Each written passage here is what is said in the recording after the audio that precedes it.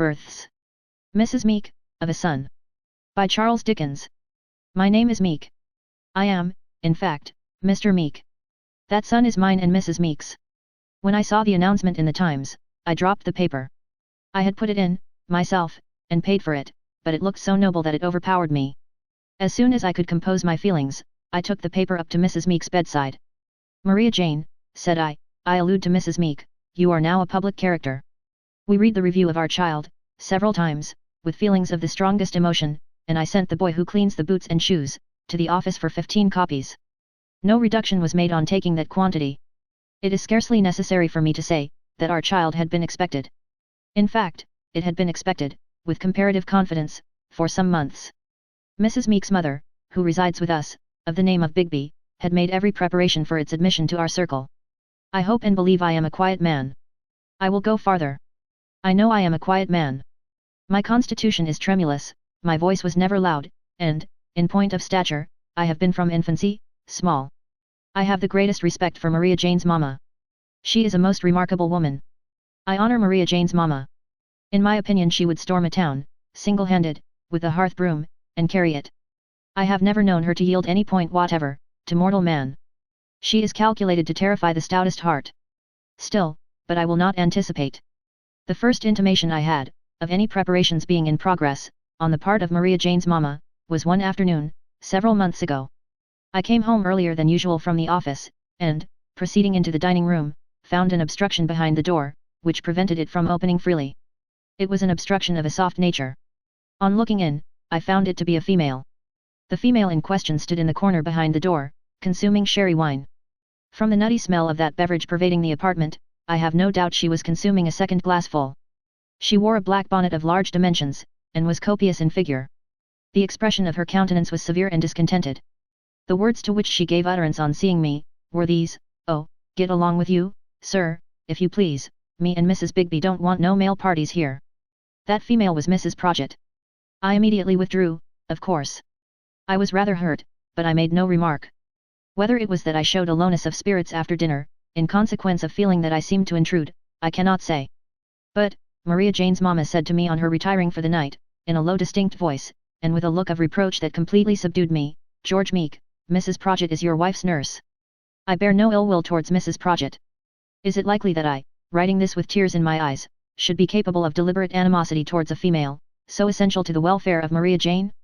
I am willing to admit that fate may have been to blame, and not Mrs. Prodgit, but, it is undeniably true, that the latter female brought desolation and devastation into my lowly dwelling. We were happy after her first appearance, we were sometimes exceedingly so. But, whenever the parlour door was opened, and Mrs. Prodgit, announced, and she was very often announced, misery ensued. I could not bear Mrs. Prodgit's look. I felt that I was far from wanted, and had no business to exist in Mrs. Prodgit's presence. Between Maria Jane's mamma, and Mrs. Prodgit, there was a dreadful, secret, understanding, a dark mystery and conspiracy, pointing me out as a being to be shunned. I appeared to have done something that was evil. Whenever Mrs. Prodgit called, after dinner, I retired to my dressing room, where the temperature is very low indeed, in the wintry time of the year, and sat looking at my frosty breath as it rose before me, and at my rack of boots, a serviceable article of furniture, but never, in my opinion, an exhilarating object. The length of the councils that were held with Mrs. Prodgit, under these circumstances, I will not attempt to describe. I will merely remark, that Mrs. Prodgit always consumed sherry wine while the deliberations were in progress, that they always ended in Maria Jane's being in wretched spirits on the sofa, and that Maria Jane's mamma always received me, when I was recalled, with a look of desolate triumph that too plainly said, "Now, George Meek, you see my child, Maria Jane, a ruin, and I hope you are satisfied."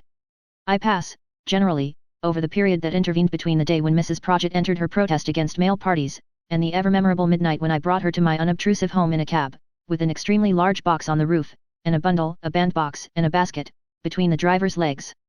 I have no objection to Mrs. Prodgit, aided and abetted by Mrs. Bigby, who I never can forget is the parent of Maria Jane, taking entire possession of my unassuming establishment. In the recesses of my own breast, the thought may linger that a man in possession cannot be so dreadful as a woman, and that woman Mrs. Prodgit, but, I ought to bear a good deal, and I hope I can, and do. Huffing and snubbing, prey upon my feelings, but, I can bear them without complaint. They may tell in the long run, I may be hustled about, from post to pillar, beyond my strength, nevertheless, I wish to avoid giving rise to words in the family.